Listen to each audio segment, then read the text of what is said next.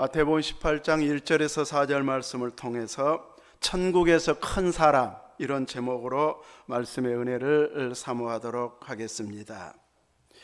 이 큰 자, 가장 높은 지위에 있는 사람은 그만큼 영향력이 큰 사람입니다. 우리 한 사람은 잘못해도 국가 경제가 우리 한 사람이 잘못하면 희청거립니까? 그러지는 않아요. 근데 대통령이 잘못하면 국가 경제는 아주 금방 휘청거립니다. 지난번 계엄령 하루 사이에 그냥 주가가 130조가 날아가 버렸다. 막 이 나라의 경제가 이만큼 엄청나고 그 뒤로도 파급 효과가 엄청나게 큽니다. 모든 사람들이 다 막 큰 사람 되고 싶어하고 대표가 되고 싶어하고 그러지는 않습니다. 성격상 앞에 나서서 하는 것을 싫어하거나 잘 맞지 않다고 생각하는 사람들도 있습니다. 그래서 이제 앞에서 이끌고 가라고 하면은 막 추진하기 부담스러워하고 또 안 하려고 하는 사람이 있는가 하면, 어떤 사람은 앞에 딱 세워주면 막 더 잘하는 사람, 또 그 역할을 충분하게 해내는 사람이 있고, 어떤 사람은 못하면서도 또 자리는 높은 자리에 있고 싶어하는 이런 다양한 사람들이 세상에서는 활동하고 있고, 성격상 다 다른 모습을 보여주고 있습니다. 예수님의 제자들 중에서는 누가 큰가, 이런 쟁론이 벌어진 것을 보면 제자들에게는 이것 또한 관심사항인 사람들이 있었던 것으로 보여집니다. 이 마가복음 9장에도 오늘 본문과 같은 내용이 나와 있는데, 그때는 예수님께서 제자들을 향해서 이제 너희들이 무슨 이야기를 했는지 묻습니다. 길에서 오던 중에 어떤 토론을 했는가 물었을 때 제자들은 꿀먹은 벙어리가 되었습니다. 예수님께서 자랑스러워할 만한 내용으로 토론을 했으면 자신 있게 성경에 이런 내용이 궁금해서 우리끼리 토론했습니다 막 이러면 자랑스럽게 이야기했을 터인데, 그들이 토론했던 것은 서로 누가 크냐 쟁론하였기 때문에 예수님께서는 예수님께서 묻는 질문에 답을 못하고 있는데, 오늘은 같은 내용인데도 예수님이 물어봐서 답하는 것이 아니라 제자들이 직접 예수님에게 그 질문을 하고 있습니다. 그때 제자들이 예수께 나와 이르되 천국에서는 누가 크니까? 이것이 그들의 관심사항 중에 하나였고, 길에서 쟁론이 일어날 정도로 서로 높은 자리에 앉기를 원하는 이런 모습으로 그들은 쟁론했던 것이기 때문에 큰 관심사항이었던 것을 알 수 있습니다. 그들은 모든 것을 버려두고, 배와 그리고 그물을 버려두고 예수님을 따르는 사람, 또 부모와 고향을 버리고 예수님만을 위해서 살겠다고 작정한 자들이 제자들인데, 또 그들끼리 모이면 욕심이 생겨나서 우리 중에는 누가 클까? 분명히 예수님이 메시아로 확신이 되었기 때문에 모든 것을 버리고 따랐는데, 막상 예수님을 따르면서 그들끼리 중에서는 누가 또 높은 자리에 앉을까, 이런 부분으로 서로 쟁론을 하는 모습을 보이고 있고, 이런 제자들을 향해서 예수님은 천국에서 누가 큰 자인가를 묻는 제자들을 향해서 한 어린아이를 가운데 세우시고 말씀합니다. 진실로 너희에게 이르노니 너희가 돌이켜 어린아이들과 같이 되지 아니하면 결단코 천국에 들어가지 못하리라. 천국에서 누가 크냐 쟁론도 할 대상도 안 될 만큼 들어가지도 못할 것이다, 이렇게 말씀을 하고 있습니다. 세상에서 어린아이를 큰 자로 인정하고 있습니까? 그러지는 않습니다. 돌보아야 할 자, 교육해야 할 자, 이렇게 생각했고, 유대인들도 어린아이들은 숫자를 셀 때 여자와 어린아이들은 숫자에서도 제외했습니다. 장성한 이제 남자로만 숫자를 세어서 오병이어의 기적을 통해 5,000명이 먹었다 했을 때도 그 성인 남자들만의 숫자가 5,000명이었기 때문에 어린아이와 여자까지 포함하면 훨씬 많은 숫자가 그 기적에 참여했던 것으로 보여집니다. 이렇게 유대인들은 남자나 여자는 숫자에 칠 가치도 두지 않을 정도이기 때문에 어린아이들과 같이 되어야 천국에서 큰 자다, 이렇게 이야기하면은 결코 수긍이 가지 않을 내용인데, 예수님께서는 그 어린아이를 가운데 세우고 이 어린아이와 같이 아니하면 천국에 결단코 들어가지 못하리라. 어린아이의 모든 면을 본받으라는 그런 의미는 아니고, 더 명확히 어린아이와 같이 자기를 낮추는 자, 낮추는 사람이 천국에서 큰 자다, 이렇게 말씀하고 있습니다. 어린아이들이 세상에서 또 어린아이들은 자기들이 제일 똑똑하다고 말하지는 않습니다. 어린아이들은 자기가 제일 지혜롭다든지 무엇이든지 제일 잘한다든지 정치를 잘하고 돈을 제일 많이 벌 수 있다든지 이런 식으로 자기의 유능함을 내세우지는 않습니다. 늘 부모에 의존해서 살려고 하는 것, 이것이 어린아이의 모습인데, 예수님은 이런 어린아이와 같은 자가 천국에서는 큰 자이고 또 어린아이와 같이 되지 아니하면 결단코 천국에 들어가지 못하리라고 말씀하고 있습니다.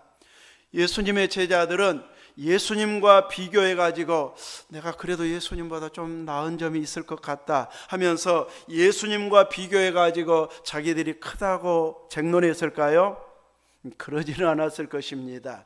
그들이 막 이적을 일으키는 것 아니고 귀신을 쫓아내는 것 아니고 죽을 사람이나 또 장애인들을 고쳐주는 이런 능력이 그들에게 항상 있었던 것은 아니기 때문에 예수님과 비교해서 우리가 큰 자다 이렇게 말하고 싶은 자들은 아닙니다.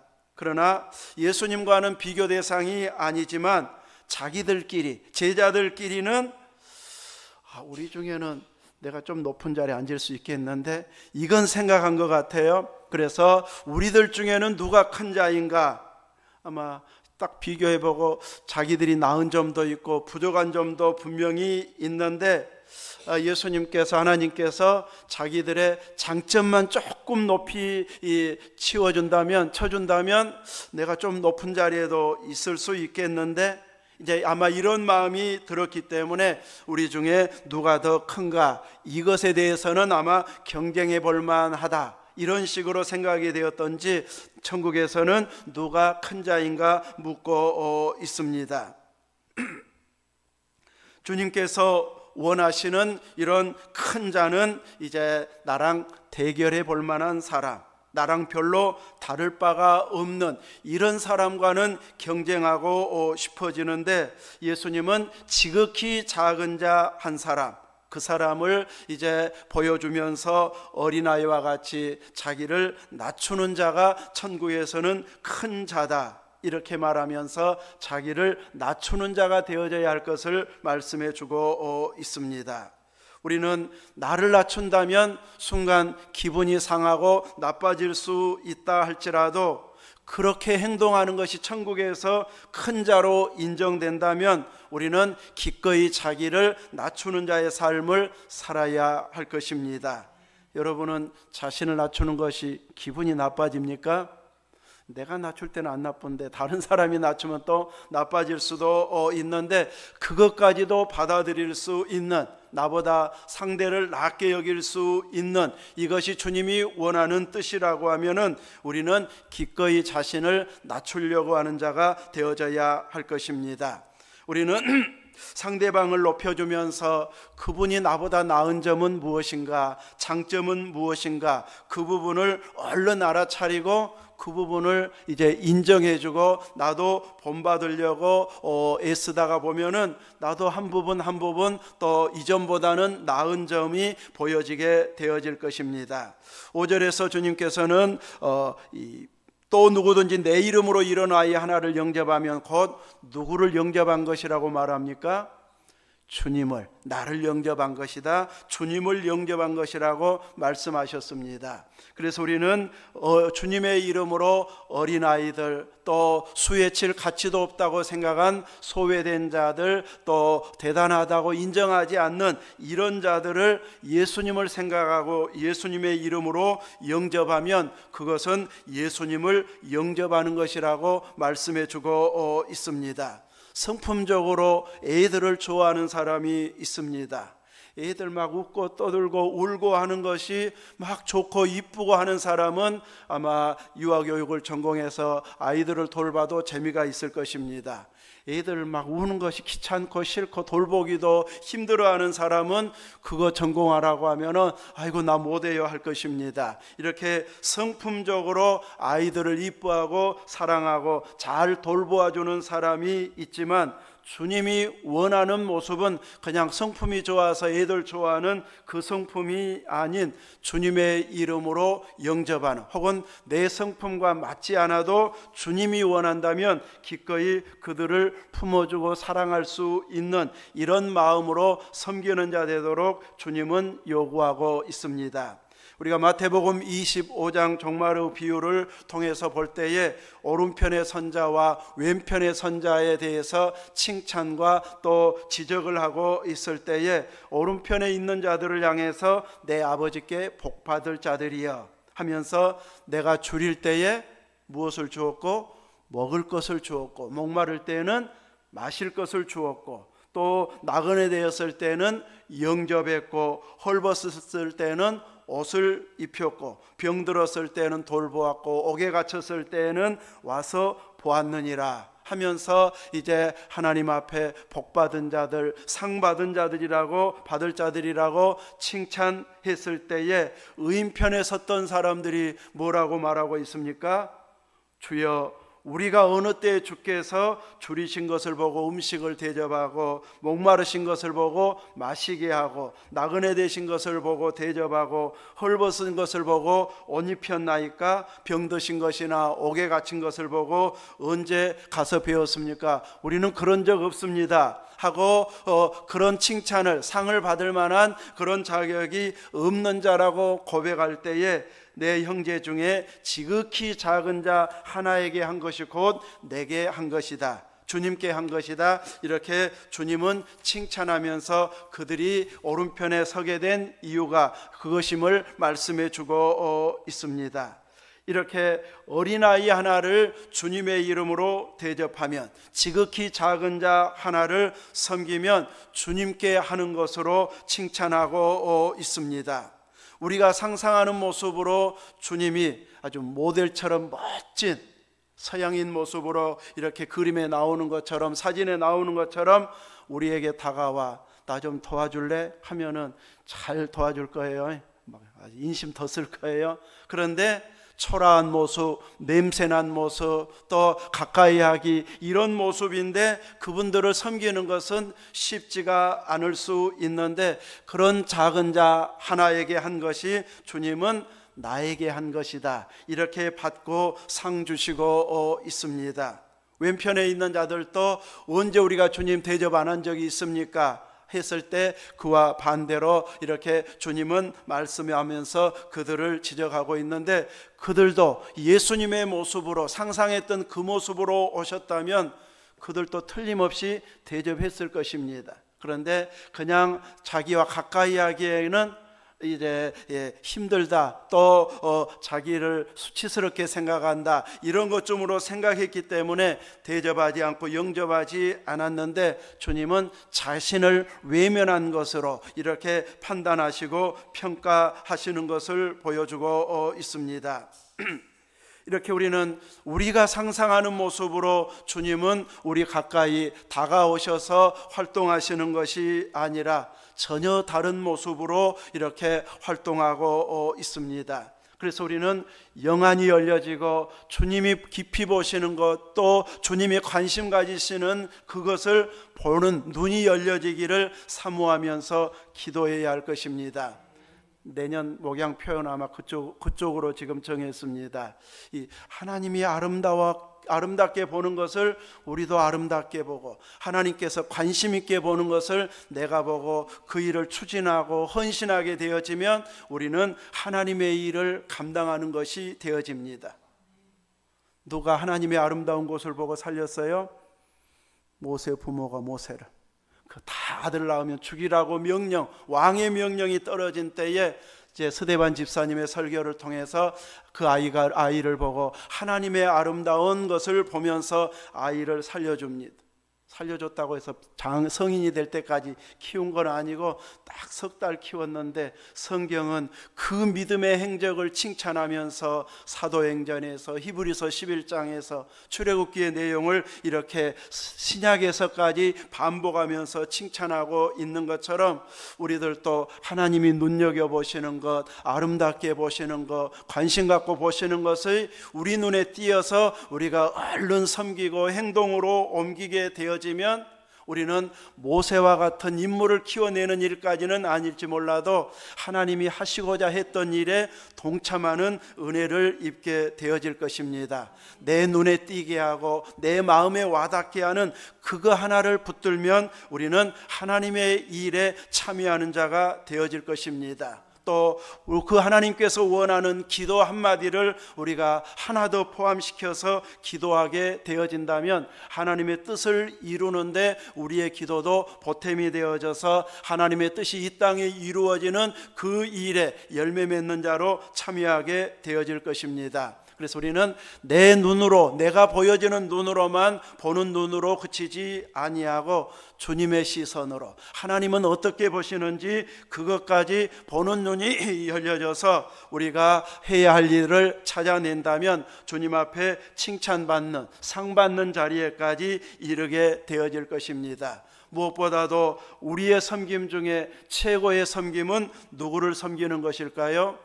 예수님을 섬기는 것입니다. 끊임없이 예수님을 우리 마음에 모시고 섬기는 자가 되어져야 되는데, 예수님의 모습은 모델처럼 최고의 미남으로 우리에게 사진처럼 그림처럼 다가오시는 것은 아닙니다. 지극히 작은 자의 모습으로, 장애가 있는 모습으로, 마음껏 일을 활동을 할 수 없는 그런 모습으로 다가왔을 때에 조금 부축해 드리는 것, 격려해 드리는 것, 위로의 말을 해 드리는 것, 귀 기울여 말을 들어주는 그 한마디가 주님을 섬기는 모습이 되어지기 때문에 우리는 작은 예수님을 끊임없이 보면서 섬기는 자리에 있어야 할 것입니다. 이것이 참 어려운 것은 내가 무시해도 될 만한 것, 내가 관심 안 두어도 될 만한 그 모습으로 오실 수 있기 때문에 순간순간 내가 무시하거나 넘어가려고 할 때에 주님은 어떻게 생각하실까? 주님은 어떤 행동하기를 원하시는가? 주님을 우리 마음에 품고 주님 섬기듯이 생각하면 우리가 해야 할 일이 금방 떠오르고 행동해야 할 것들을 할 수 있는 이런 믿음이 생겨나게 되어질 것입니다. 이렇게 순간 약자로 무시하고 비난할 수 있는 그 모습 속에서 주님을 맞이할 수 있다는 것을 알고 내가 섬겨야 할 자들을 볼 수 있는 눈이 열려지면 그 사람은 복 있는 사람이고 복된 일을 행할 수 있는 이런 자격이 있다고 할 수 있을 것입니다. 교회적으로도 우리 교회가 섬겨야 할 자들은 없는가? 우리 교회가 마음 써서 기도해야 할 곳은 없는가? 이것을 보여주고 느끼게 할 때에 교회가 또 참여하고 그 일을 감당해내고 기도하는 자리에 있게 되어지면 교회는 또 계속해서 든든히 설 수 있게 될 것입니다. 그래서 큰 교회는 큰 교회로서 해야 할 역할들이 있을 것이고, 작은 교회는 또 작은 교회대로 주님의 일을 할 수 있는 역할들이 항상 있기 때문에 우리가 조금 더 커야 할 수 있는데, 내가 조금 더 안정되고 여유 있어야 할 수 있는데 하고 다음으로 미루어 버리면은 현재는 못하고 있는 것이 되어버립니다. 부족하면 부족한 상황에서, 작은 교회이면 작은 교회 상황에서 우리가 할 수 있는 일을 찾아내서 섬기게 되어지면 이 정도 해내네 하면서 조금 더 큰 일을 맡기고 조금 더 큰 일을 맡기면서 점점 더 큰 일에 동참할 수 있는 은혜를 베풀어 주실 것입니다. 주님을 섬길 수 있는 기회가 항상 우리 주변에 있음을 알고 우리는 그 자리에까지 나아가 섬기는 자리에 있다 보면 대부분은 밑에 있는 사람이 섬기는 위치에서 활동하게 되어지는데, 그래서 세상에서는 섬기면서도 무시당하는 경우가 많이 있는데, 주님은 그 행동들을 기억하셨다가 천국에서는 그 섬겨왔던 자들을 높여주시고 큰 자로 인정해 주신다는 것을 말씀해 주고 있습니다. 올 남은 기간에도 또 새해에도 내가 천국에서 큰 자로 인정받기 위해서 나에게 관심 갖게 하고 마음 두게 하고 또 섬겨야 할 자로 와닿는 이런 이들을 하나씩 하나씩 섬기려고 찾으면 분명히 우리 눈에 띄도록 주님은 역사해 주실 것입니다. 그 작은 섬김을 통해서 주님 앞에 나는 해놓고도 작은 일이어서 기억도 못하고 잊어버렸는데 나중에 되새기게 하여 주셔서 내가 그때 기억도 못하고 잊어버렸는데 주님은 기억하고 계셨군요 하면서 감사하며 찬양할 날이 올 수 있도록 해놓고 잊어버리고 하고 잊어버리고 이런 작은 일들을 수시로 해서 이 정도 하고 칭찬받을 일은 아니고 하는 일들을 많이 쌓아두어서 주님 앞에 인정받는 이런 복된 모습으로 믿음 생활을 잘 해나갈 수 있기를 주님의 이름으로 축원합니다. 아멘.